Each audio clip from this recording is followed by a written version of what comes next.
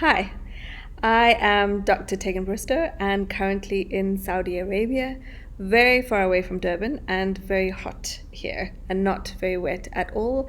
I hope you're having wonderful weather in Durban, and I'm very, very sorry to be missing everybody.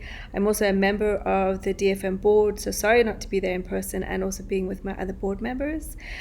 Today, I'll be presenting to you a presentation on the intermediaries, so mapping that we did on intermediaries in the digital creative industries in Africa. And let me just go directly to my presentation. Trust in the value chain is both the title of our report and this presentation. I have done this research out of the Digital Arts Department of Wits University's Wits School of Arts, in collaboration with Fak'ugesi Festival and supported by the GIZ. So intermediaries in the digital creative industry. The digital creative industries, we know, are transforming the way that people consume and interact with African creativity. We define intermediary as the individual or organization that acts to facilitate that connection between the creator and the consumer of that content. So this includes providing investment, access to co-development, pre-development, production, promotion, marketing, publishing, distribution, and aggregation. So many things. And we further include in our definition of intermediaries those who are offering professional training for this space and those who advocate for and lobby for the digital creative industry.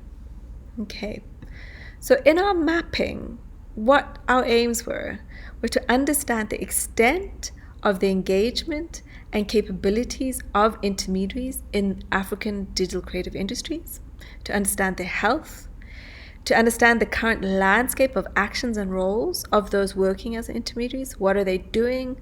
Why are they doing it? How are they doing it? To specifically actually not map creatives for a change, right? We don't have to map creatives all the time. A lot of focus has been on creatives. We specifically want to understand other members in the value chain, other roles in the value chain. However, we are aware that many of those who self-identify as intermediaries are also content providers acting in multiple other intermediary roles. So this is interesting for us, and we have looked at that. Our main focus is on the value chain, so understanding intermediary actions within a larger value chain. So in this mapping, reasonably small, we looked at 166 individuals because actually the digital creative industries is still really small across the continent, and actually intermediaries working with the digital creative industries, unfortunately, is even a smaller group of people. We envision or understand through our research that there are approximately 100, 300 organizations and individuals working on intermediate roles, and you'll soon see what that looks like. Our focus was on sub-Saharan Africa, specifically Southern, East, and West Africa, but we did also touch on North Africa. Okay, the value chain. The value chain is so important to how we're understanding intermediaries. This is a very broad picture of a value chain that will help you understand what we mean when we say value chain. We see a value chain with 4 core stages, very simple one. We look at pre-development. So this is the generation and development of ideas for new content and the related services around that. So merchandising, IP planning, etc. Production, this stage involves the creation of digital assets, content, and even software at times. Marketing, monetization, and distribution. This is essentially the monetization phase. So this stage involves promotion, publication, distribution through various channels and across multiple platforms. Consumption, very important phase where the consumer is accessing the content and paying for it or engaging with it, and all the roles that we understand around that. So these are the 4 core stages of the creative as an industry value chain that we are using. So what we've done is we've taken this and looked at it through the lens of the digital creative industries and tried to understand the different kinds of roles that take place at these different stages. And remember, we're not looking at the content producer or creative role. So at pre-development, we have funding and investment, partnership development, such as co-production, publication deals. We have pre-sales, digital IP, licensing, copyright management, merchandising. Production, stage 2, hardware and software and digital infrastructure support to be able to make that. Digital publication, porting and optimization. So in the digital creative industries, where you will finally put the product is fundamental to how it's being produced. So if you have mobile games versus console games, very, very different optimization avenues. If you have animation for YouTube versus animation for big screen, very different optimization in production. Okay, stage 3, marketing, monetization, distribution. We have festivals and expos, fundamental to the industry. Digital promotion platforms, digital content and talent aggregators, publication partnerships, distribution, targeted advertising, audience development. So much happening at this phase and in multiplicities across different sectors. Consumption, digital end user platforms, digital content aggregators, digital sales and commissions, merchandising sales, digital user and audience feedback, data, sales analysis, tracking sales, and doing things with the money that comes from there. So many roles fall across the value chain, and it is the intermediaries roles that we specifically were looking at trying to understand in the African digital creative industries. So in terms of sectors, the African digital creative industries and digital creative industries generally are usually quite diverse, and we want to recognize the multiplicity of that. They should not be seen as a single unit. So we specifically decided to try and understand 3 core sections as a way to look at the broad spectrum of the kinds of value chain activities that might happen. So there's digital animation, digital games, immersive media, and we also found that many people are actually working across sectors, especially at intermediary level across these 3. So we started a 4th category called cross-sector. So what is really important for us is understanding the health of digital infrastructure and support with these intermediaries. Okay, the UN report on 4.0 economies highlights that digital content ecosystems are competitively weighted to those who have been working with technology for longer and have good infrastructure to support it. Please keep this in mind as we go forward. All right, so the full mapping is huge. There's a lot of detail and a lot of analysis in it. I won't be showing you the full mapping. Unfortunately, I'd be here for days. But what we are going to show you today, very, very briefly, are the key highlights. And I'm going to start with the threats. Threat number 1, we are in a production-heavy value chain, and there's role scarcity. 50% of those that were mapped identify their role or part of their role as digital content producer. And most who we mapped identify of having between 2 and 5 intermediary roles each. Okay, meaning that what we've got is dominantly a whole series of production companies that are trying their best to hold as many of the value chain roles as possible. Okay, this is not good. It indicates role scarcity, and it indicates that stage 1, stage 3, and stage 4 of the value chain are very, very underdeveloped. And in the critical position, stage 3 is looking at a bit better, but stage 1 and 4 in the African digital creative industries is highly underdeveloped and undercapacitated. This is hugely problematic, and we will look at it as we go along. We are working in an ecosystem of very small organizations. So 55% of those that we spoke to are operating as companies or registered organizations, which is great. 11% as individuals, and 34 of those are working as intermediaries in companies and as individuals, so consulting, advising, etc. But the scary part was that 47% of the company sizes was between 1 and 10 individuals. Okay, dominantly those 1 to 5, and then followed by those 5 to 10. But if you put those together, we've got a huge number of intermediaries working in very small organizations.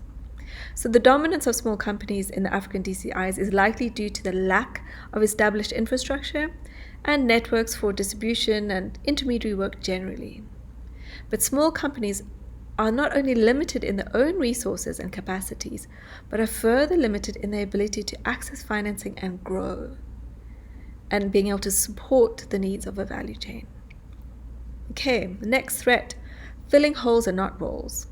Currently, intermediaries are in their roles out of pure need, trying to meet needs in the value chain that currently do not exist. Very few are taking on intermediary roles in a planned way or with the skills to support that. Additionally, professional training is being reported as being held dominantly by those who also report digital content production and also those who report industry advocacy as their role. Meaning the burden of professional training, in addition to the other burdens that we're seeing, is being held either by these very small businesses or advocacy groups that should in fact be looking at policy development and regulation and infrastructure support rather than basic skills training. Okay, so this is problematic because we really are seeing the need to fill these spaces in addition. So the sector performance in the digital ecosystem is a fourth threat. We're seeing a really lack of understanding and also skill capacity for the specific digital needs of the value chain. We are seeing that gaming and immersive media are faring much better in terms of aggregation, distribution, and access, but animation is falling fundamentally behind. Okay, this is problematic. You can see more of this detail in the report.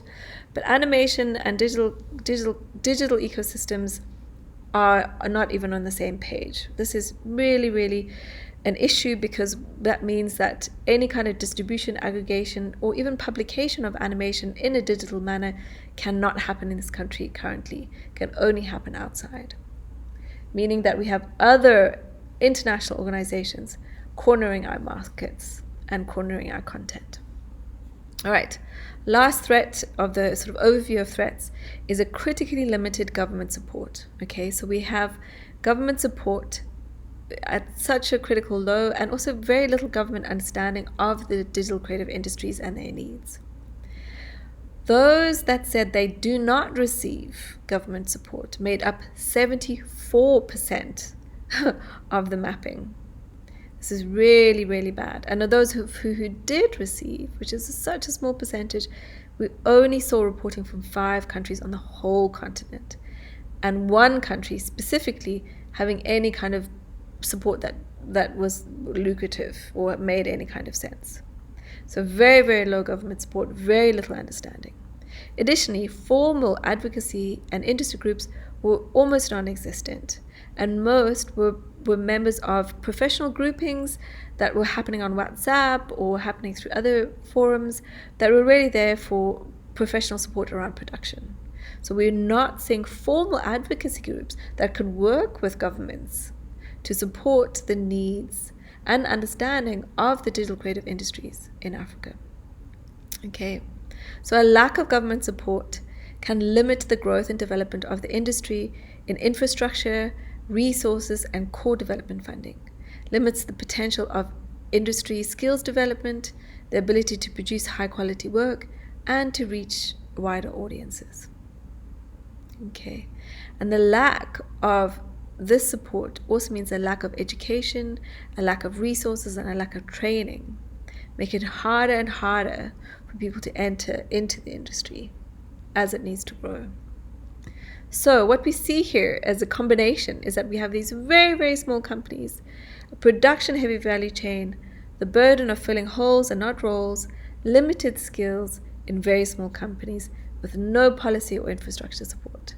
This is just a crisis waiting to happen, and we're kidding ourselves if we think there is a value chain or a healthy value chain anyway on the continent. Please look at the report. There's a lot more detail looking at regions, at genders, at lots of different details. But it's not all bad. So as a closing mechanism, I'm going to look at some of the opportunities for African digital creative industry intermediaries. So the current weight towards production in the African digital creative industries signals an increasing demand for digital creative content. Okay, so an opportune moment to invest in other important parts of the value chain. Okay, number 2, the few large companies that we saw, 30, 50 plus, were actually African multinationals. Really exciting, operating across regions and providing the opportunity to enhance regional market access. Right? So interesting and so great. So the low regional competition and ample opportunities to meet value chain needs places these African multinationals, I must say most of them actually operating out of South Africa, in a prime position to grow and to support the digital creative industries. Sector specialization was still required in a lot of their work, but certainly it's there. This also brings opportunities for scaled growth of small production companies to better facilitate pre-development stage work and build relationships with the larger multinationals. And it also shows that if we focus on IP management and sector specialization, this will support growth and development. These are the 2 things that will fundamentally change and see huge growth for the digital creative industries. So there we have it. There's a lot more detail. I feel like I have so much more to say. Please go and read the report. There's a lot of information there. This is just the highlights. Thank you very much.